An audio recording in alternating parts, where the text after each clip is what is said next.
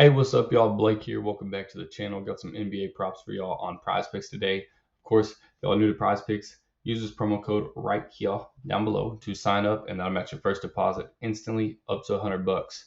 And we take a look at last night's picks. We just the one game last night.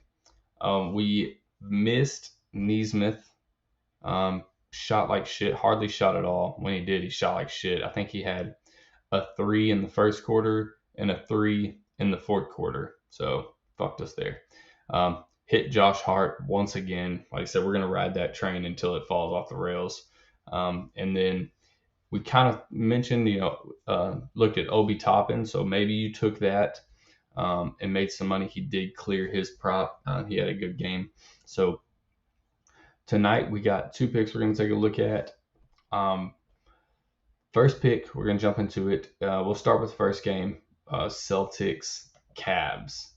And when we look at this game, the last game was a 25-point game. I think it was 120 to 95.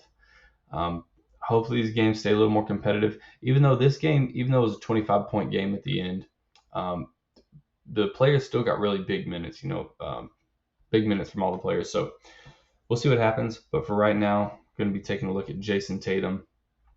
And I like his 42.5 PRA. I like the under here. It does show it's a popular play. I would assume that's what everyone's going here, but that's what I like. There is juice to go under this. He does miss the last 5. We can look further back than that. When we look at Jason Tatum, he's going to miss his last 5 games, and then he's going to hit once over, and then he's going to miss another 6 straight. So out of his last, 12 games, he only goes over this in 1 of 12 games. And then we look at just the Cleveland matchup going up against Cleveland. He has played them 4 times this season, including the playoffs. Never goes over. Last season he did, and 2 times he just jumps right over that. But lastly, we look at this season though, including playoffs, had his worst PRA game against Cleveland so far this season in the game 1 of the playoffs. But even the other 3 times, it is a sweat. Trying to keep it under 42.5.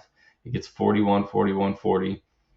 So it is a sweat, but still under nonetheless. You're cashing that if you're taking that under. So I still like it to go under here. Jared Allen, who fucking knows? I've been waiting for this dude to, play or at least just have us an answer other than game time decision up until tip off, because that would help a lot, because we love Jared Allen props, and it is a huge ripple effect amongst the rest of the team, whether he's in or out. So it's hard. But we see that Jason Tatum only gets 34 here with Jared Allen off the floor. So if Jared Allen sits, we still got a very good chance of going under here. And then, of course, if Jared Allen does play, I love this even more for this to go under. So that will be pick number 1. Pick number 2 that we're going to look at, we're going to hop over to the Mavs and Thunder. This one is going to be, this is another one that I thought was going to be really easy to pick props on, but the way game 1 turned out, who knows? But going to be looking at Kyrie. That's who we're going to be turning to here. I do like over 24 points for Kyrie. Books have it at 23.5. About minus 122 to go over, so we get a bump there. Usually you don't see a bump quite yet on just minus 20. You usually wait till you get to about minus, sometimes 25, but usually minus 130 to get over. But they went ahead and got the bump, so it's fine. We'll take it. We are looking at a push, of course, but we'll take it. Rough game 1 from not just Kyrie, but Dallas. Everybody really, except maybe Daniel Gafford, had a pretty good game. When they dropped his fantasy score, you might look at Daniel Gafford's fantasy score. He had 5 blocks, so that's 15 fantasy points just right there. But I do like a bounce back here from Kyrie tonight. It's got to be him or Luka, right? If they're going to stay in this, it's got to be him or Luka. And Luka's points are set at 31. So that's simply, just why I like Kyrie is if it's another rough game for all the Dallas players, Kyrie is going to be a lot closer to his line than Luka is theoretically. So that's why I like this. Look at Kyrie's game log. This is the graph is PR, so ignore the graph. We're just looking at points here. When we look at this though, shot attempts last game 14. He does not see 14 shot attempts. He never shoots that low. We only see it twice here. What is this? Game 5 against the Clips, and then game 1 against the Thunder, that he shoots as low as 14 field goal attempts. Besides that, he is never going to shoot that few of attempts in his last 21 games.